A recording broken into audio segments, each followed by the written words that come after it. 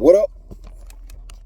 It's Grandpa MC coming at you with another video. Like, subscribe, share, comment. Alright, let me get my gum in first. But alright, man. So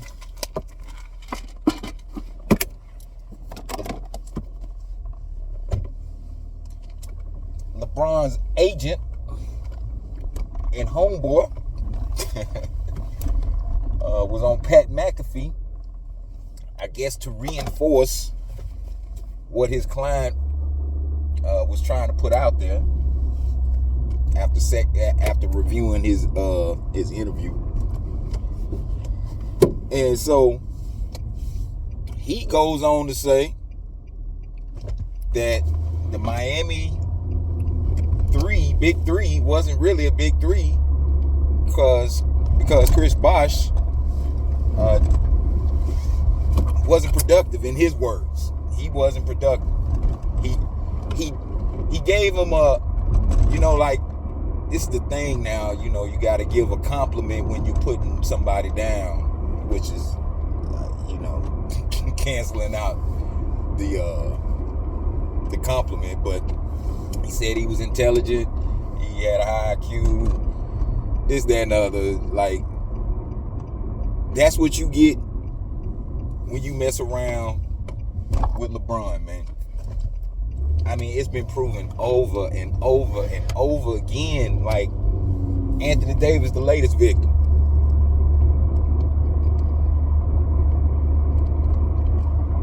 So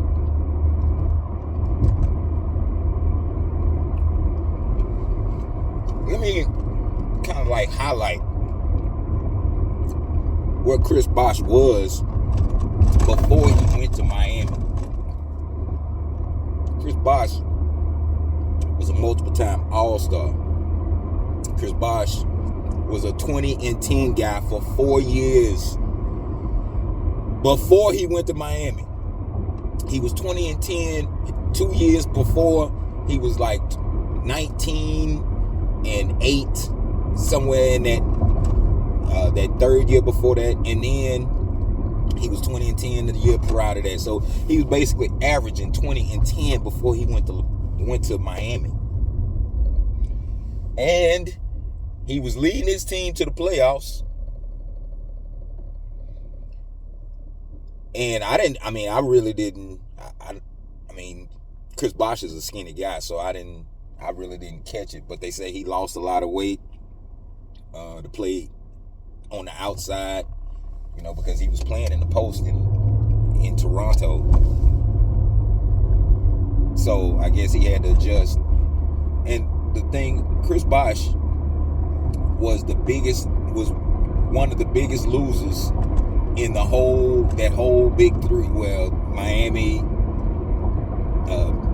LeBron thing. He was the biggest loser because he lost his reputation. He lost the accolades. Really didn't matter because he got those. I mean, eventually, because if you're on a championship team, that's what a lot of guys don't understand. If you win, you're gonna get accolades. Now, then some guys, they go overboard and start to think they're more important than what they are, and that leads to the downfall of the team in the next year. That's the reason why it's so hard to compete. Because a lot of guys, I'm rambling here, but a lot of guys, like Kenny Smith said, they come in after winning the championship. Even the 12th man, he got him a show and stuff like that. So, if you win, you're gonna get recognized. Sometimes you don't, but most of the times you do if you play a pretty big role. So anyway, getting back to the point, Chris Bosh, after LeBron left, he was going on a tear. I mean, it was so quick that people don't remember, or maybe it's not talked about. And like, it was only a few games, but like Chris Bosh was going on a tear before he experienced the blood clot issue. But I don't think, so much time has passed LeBron's been in for 22 years. I mean, a lot of people weren't even born when this stuff was going on that's watching basketball now. So they don't remember when he was in Cleveland the first time. And, you know, they finally had made the playoffs on his third year, second or third year. They finally made the playoffs. And they, you know, kept going through the years. And I remember it was not cries, you know, but it was like put out there that he needed help. That was the beginning of this whole theme about him needing help. It was when he was in Cleveland. Nobody wanted to go. I saw an interview recently, or a little snippet from, they was talking to Michael Redd, and Michael Redd was in Milwaukee at the time, and I remember that too. When he, you know, was establishing himself, and his contract came up, and they were saying, "Oh, he'd be the perfect player to go with LeBron. Oh, why won't he go?" And this is after so many other players decided not to go. Now, Mo Pete was the only one that really that signed that was in any significance. Like, he was coming off, he was playing in Toronto, if I'm not mistaken. So I think it's Toronto. So you can correct me, whoever watches. But he was the only kind of guy that was doing his thing that could contribute, that signed. But Michael Redd was a little bit higher on the totem pole as far as hierarchy in the NBA. And so when his contract came up, he decided to sign back with Milwaukee. Now, he walked it back. I don't know whether that's, you know, trying to, you know, pay homage or whatever. But he said he wished he wouldn't have did that, you know, because he got hurt.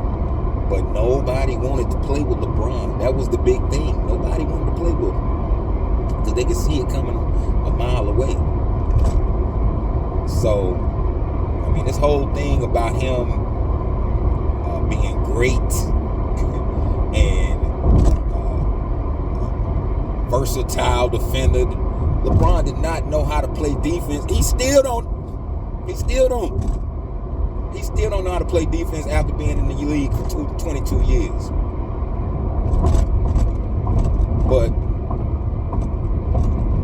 you know, so much time has passed, and Chris Bosh,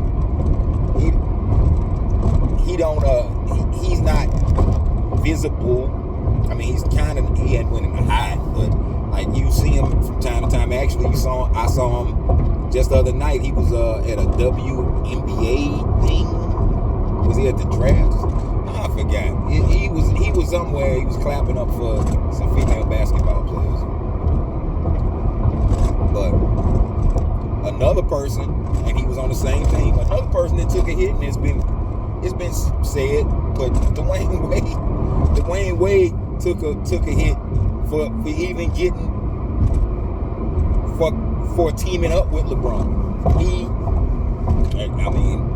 Honestly, he taught LeBron everything he knows as far as that foul baiting and all that. That's where it came from Dwayne Wade. So he took a back seat. Everybody has to take a back seat for him, but he's the one that needs help. But he need, you know, you gotta take a back seat to him.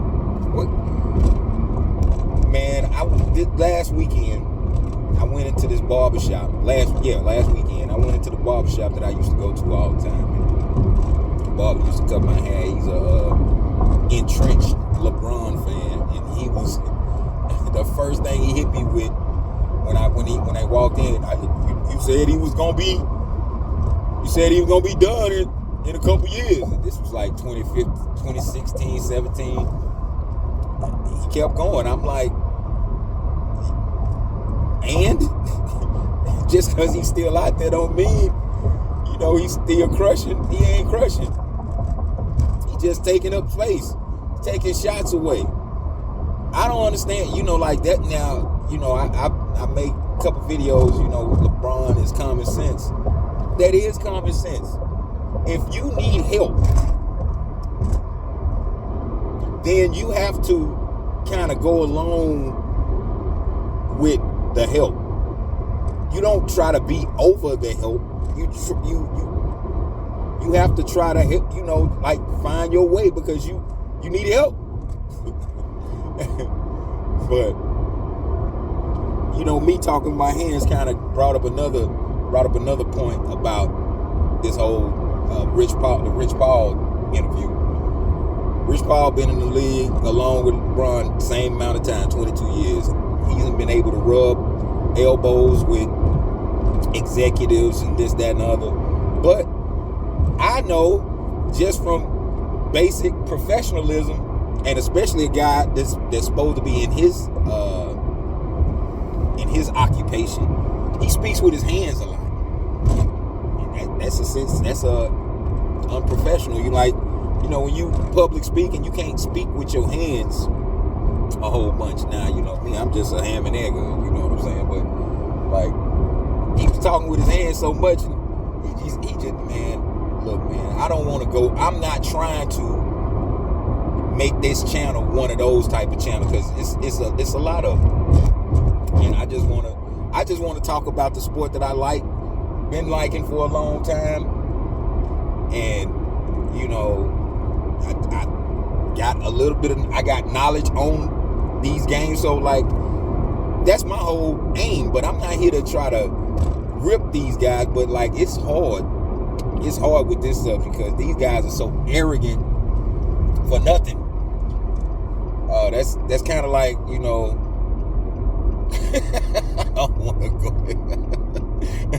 I don't want to go there. But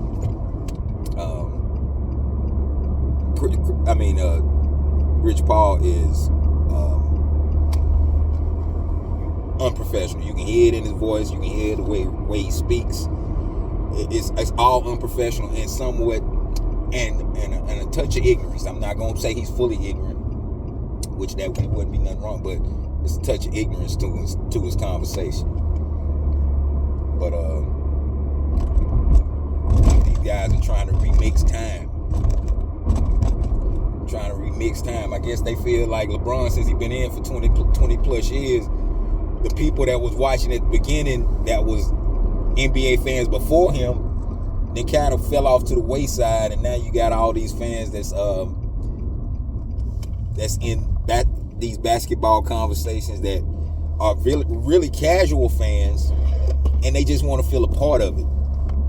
I don't know if that's a whole nother video, that might be, but like the whole being able to talk sports thing is kind of gotten not played, but it's been infiltrated by people that really don't have the same